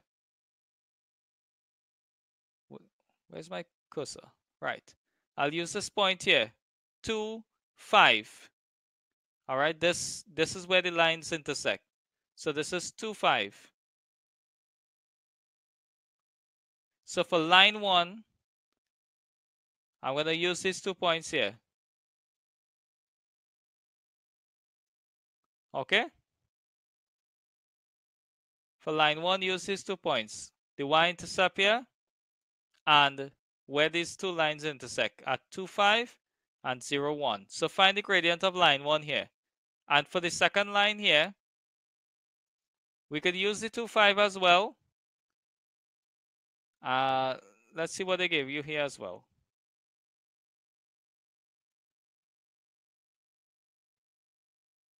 Okay, line 2 intersects the x and y axis at... Alright, so you could use these 2 points here. For line 2, you could use these 2 points for line 2, 12, 0 and 0, 6. So I'll just put it here.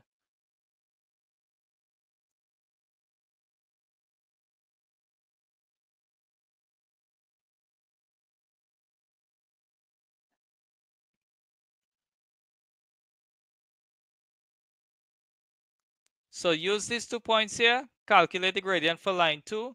Use these 2 points here, calculate the gradient for line 1. Okay? And please tell me you know the formula for gradient.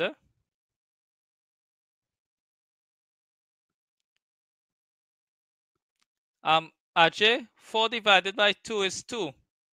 Okay? You're almost there. Simplify a little further.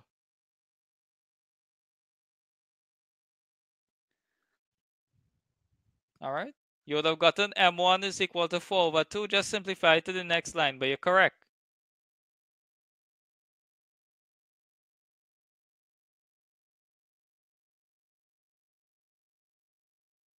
No, Ajay. 4 divided by 2 is 2. It can't be a half. You're making a little mistake, okay?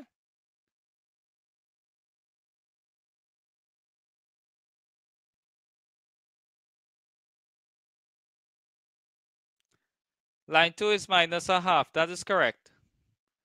That's okay, Ajay. Alright, we're here to learn.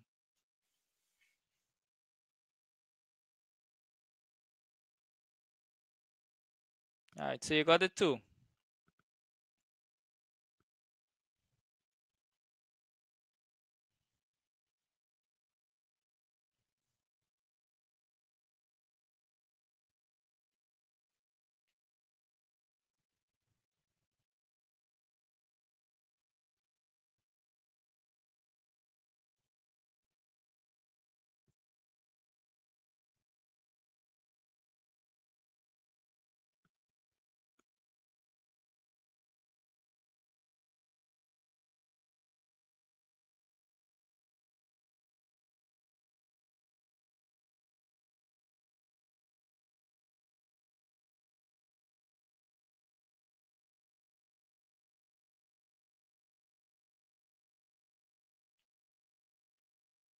Line 1 is 2. Line 2 is minus a half. That is correct. No. Ajay, no. Line 2 is not minus 3. Is that a typo or something?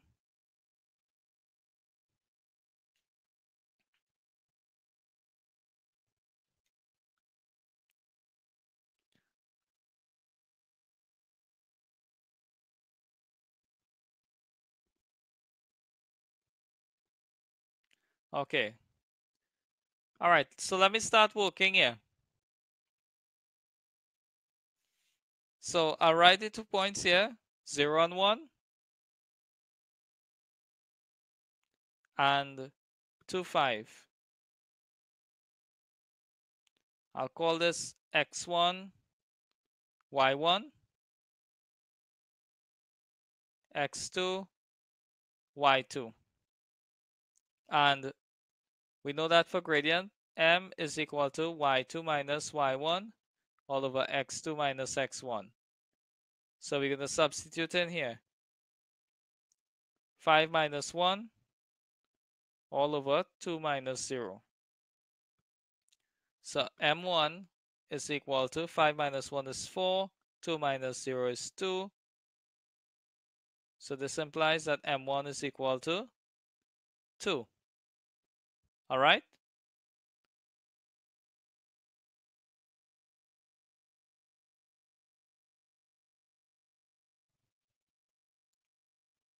Let's deal with m2 now.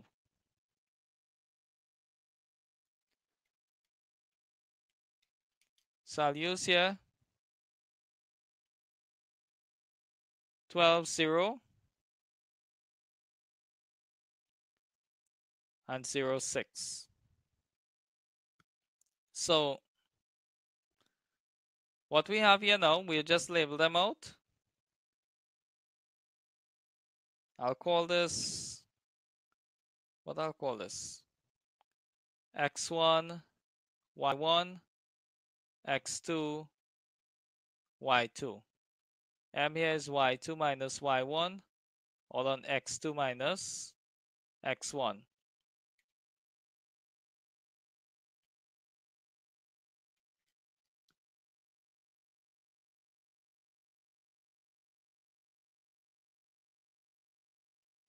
So I'm going to substitute here. So what we have here, 12 minus 6. No. 0 minus 6, sorry. 0 minus 6. And this is 12 minus 0. So M here is minus 6 all over 12. This implies that M2 here, which is the second gradient, is equal to minus a half. All right, because 6 in the 6, 1, 6 in the 12, 2. All right, you all keep peppering me with this question, vectors and matrices. All you need to read it. Let me go back to the January 2019 here, and I had the calendar up when I started the class. You all seen on day 10 here, Wednesday the 17th, vectors and matrices, question 10. Ms. Silal, I believe you asked that question and I replied to you on YouTube. Okay? Is that clear, everybody? Please, I put this thing in a video with the announcement of what will happen in the workshop and everything. I just added one day here with the updated calendar. The 20th is construction. So please, you all check out the video now. This is the only thing that is added. I added a day 12 for construction, all right? And remember, I don't have classes on a Friday night. All right? So take a screenshot of that and save it now. Don't come back and ask me those kind of questions because it really on the YouTube channel. All right, I'm going back to the question here now. All right. Good night, Joshua. All right, so part 2 here, determine the equation of line 1 for 2 marks.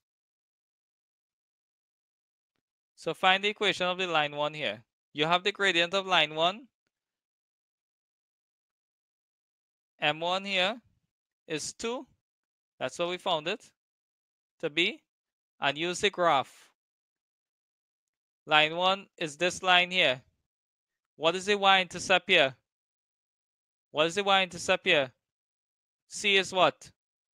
X is 0 and the y-intercept is 1. So therefore, C is 1. So write the equation of the line. You have nothing to calculate there. I hope you're not lost. You write y is equal to mx plus c. Substitute m and c, please. It's not a matter of which points you're using, Ajay. Watch here. We know the grade. This is line 1 here. We just calculated the gradient of line 1, which is 2. And look very carefully here. You would see that this is the y-intercept here is 0, 1. Okay? When x is 0, y is 1. So therefore C is equal to 1. Alright?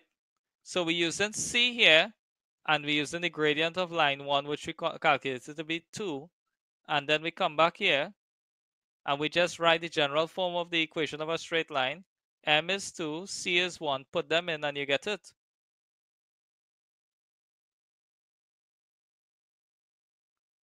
Alright, so what you have here, good night, Amanda.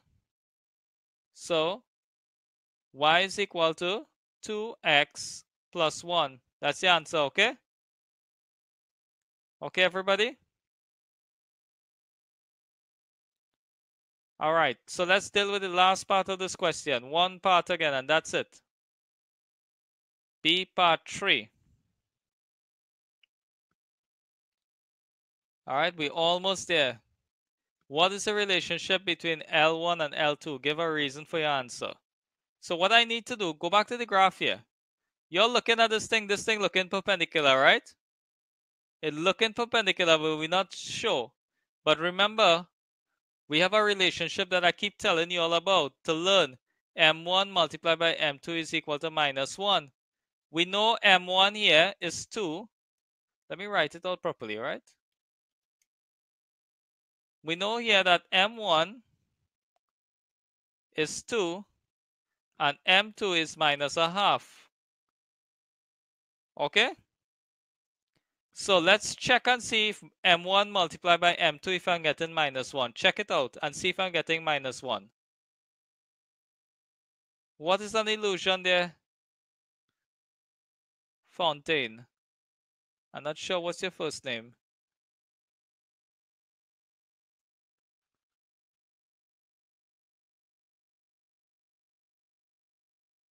All right, Nikolai, yes, it is perpendicular. So we will say here M1 multiplied by M2 is equal to -1. So we have here 2 multiplied by -0.5. Half of 2 is 1, so this is -0.5 multiplied by 2 is -1.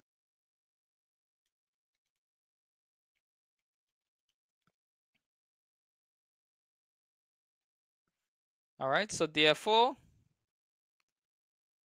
and you have to write statements, L1 is perpendicular to L2 since the product of the gradient is -1.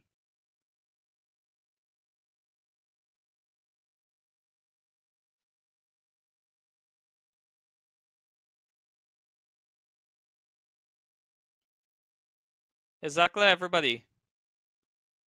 Oh, Haley. Okay, thank you. At least I'm learning something new. Thank you, Haley.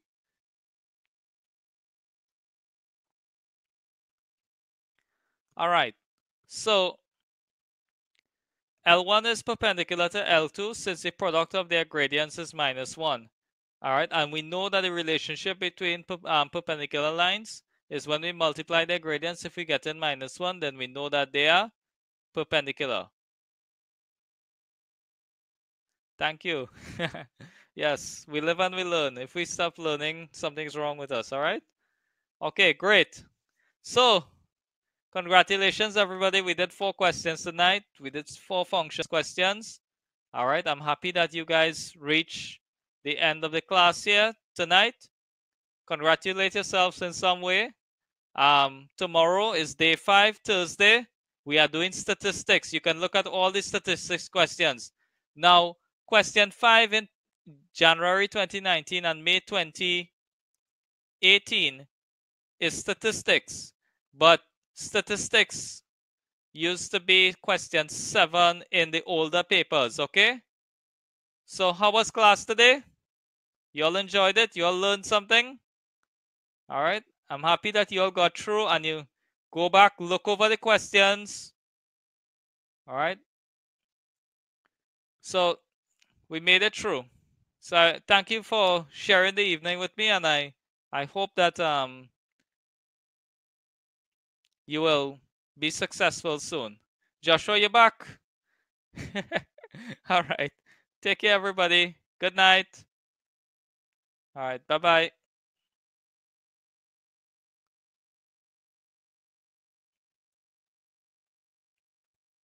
All right. So I'm gonna close off the class now. Sherry, we're doing statistics. I just said that on day 5, statistics, Thursday, 11th of April, okay? I'm gonna keep putting up this thing here so that you all could see, all right?